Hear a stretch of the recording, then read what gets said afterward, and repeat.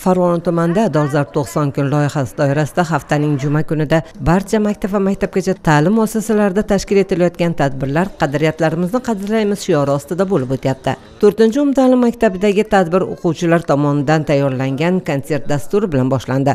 Yosh rassomlar chizayotgan rasmlarida milliy urf-odatlar va qadriyatlarimizni, go'zal vodil tabiatini aks ettirishga harakat qildilar. Maktabdagi milliy burchak o'quvchilarning eng sevimli maskaniga aylandi. Ayniqsa mohir qo'llar to'garagi a'zolari tayyorlagan gullar barchani o'ziga tortdi.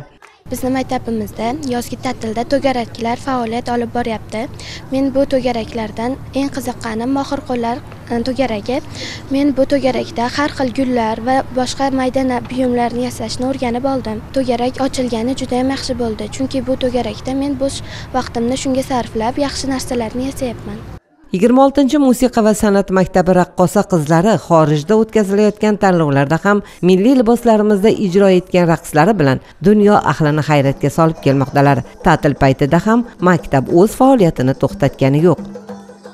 3-umumta'lim maktabida 1470 nafar o'quvchilar ta'lim oladilar. Yozgi ta'til davomida ulardan 600 nafari maktabdagi to'garaklarga qamrab olindi. Yuqori sinf o'quvchilari uchun intellektual o'yinlar, ijod markazlari, zamonaviy kasbiy ko'nikmalarni rivojlantirishga qaratilgan kurslar tashkil etildi. Bolalar to'garaklarda milliy o'yinlarni va milliy taomlarni tayyorlashni o'rganayotganliklaridan xursand.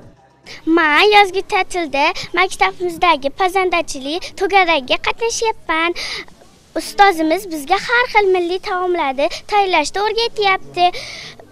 Bugun ustozimiz bizga yupqa taomini tayyorlashni o'rgatdi. Albatta uyga borib, yupqa taomini oyimlarga pishirib beraman. 18-umumta'lim maktabida dastur doirasida bolalar o'rtasida madaniy va sport tadbirlari, tanlov va musobaqalar o'tkazishga alohida e'tibor qaratilyapti.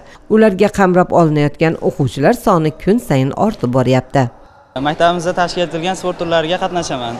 Sportga kirganimda 5 yil bo'lgan bo'lsa, O'zbekiston chempionati, O'zbekiston kubogi, xalqaro musobaqalarda faxrli 1-chi, 2-chi, 3-chi o'rinlarda olganman. Yozgi ta'tilda maktabimizda sport to'garaklari tashkil etilganligi yaxshi bo'ldi. Hozir biz mana shu maktabda shug'ullanyapmiz. Dolzarb 90 kun dasturi o'quvchi yoshlar uchun o'sish, o'rganish imkoniyatini yaratmoqda. Mazkur tashabbus kelajak avlodning sog'lom, bilimli va faol bo'lib ulg'ayishi uchun muhim zamin yaratishi shubhasiz.